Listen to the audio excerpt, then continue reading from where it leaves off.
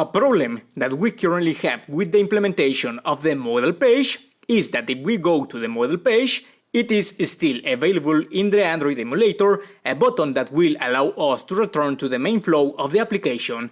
This is the physical button on the mobile device. There is a way to disable this button, and it works the same way for both a model page and a normal page. To implement this functionality, I'm going to stop the execution of the application, and in the page where we want to disable this physical button, we have to perform the override of the onBackButtonPressed method. In this case, the page where we want to block this functionality is in the coolPage class. Let's do an override of the onBackButtonPressed method and return a true value.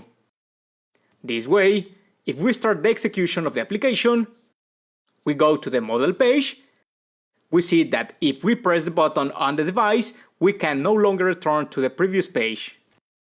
With this, we have blocked the button to go to the previous page.